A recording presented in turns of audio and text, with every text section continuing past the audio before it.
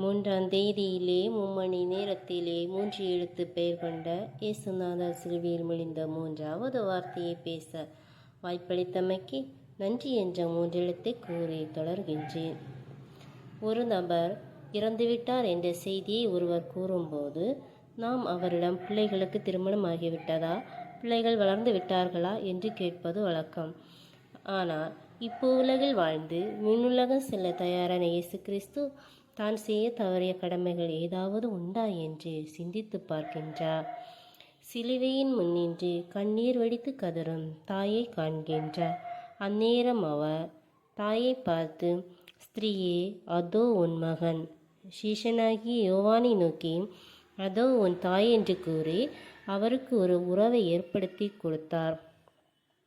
நான் போன பின்னும் நீ வாழ வேண்டும், இந்த மூச்சு உனக்குள்ளும் உண்டு, வானெங்கும் வண்ணம் பூவல்லா வாசம், நான் வாழும் உலகில் தெய்வங்கள் உண்டு, நான் போன பின்னும் நீ வாழ வேண்டும். இவ்வாறாக தனது தாய்க்கு ஒரு உறவை ஏற்படுத்தி கொடுத்தார் என்றால் அவர் நம்மையும் ஒருபோதும் அனாதையாக கைவிடவே மாட்டார்.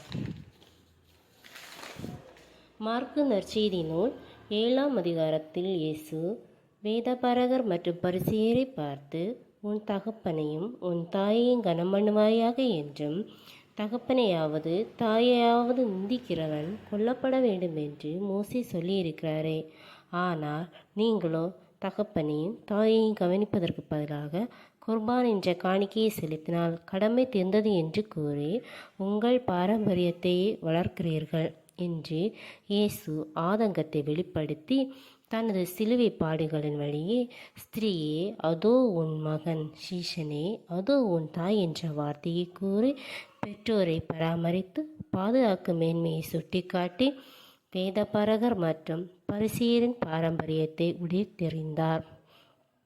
தாய் போல தேற்றி தந்தை போல ஆற்றி தோள் மீது சுமந்திடும் என்னேசையா, உம்மை போல புரிந்து கொள்ள யாருமில்லையே, உம்மை போல அரவணைக்க யாருமில்லையே, நீர் போதும் என் வாழ்விலே, ஏசையா நீர் போதும் என் வாழ்விலே.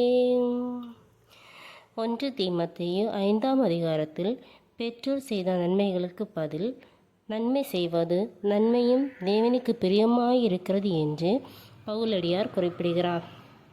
சிறுவயதில் பெற்றோர் உணவு, உடை, தங்க இடம் கொடுத்து நம்மை அன்பு காட்டி பராமரித்து பாதுகாத்ததை போன்று நாமும் அவர்களை பராமரித்து பாதுகாக்க வேண்டியது நம் கடமை.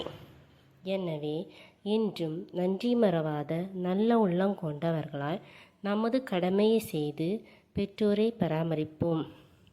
திருச்சபையில் கைவிடப்பட்டவர்கள், ஏழைகள், திக்கற்றவர்கள், ஆதரவற்றவர்கள் என பலதரப்பட்ட மக்கள் இருப்பார்கள்.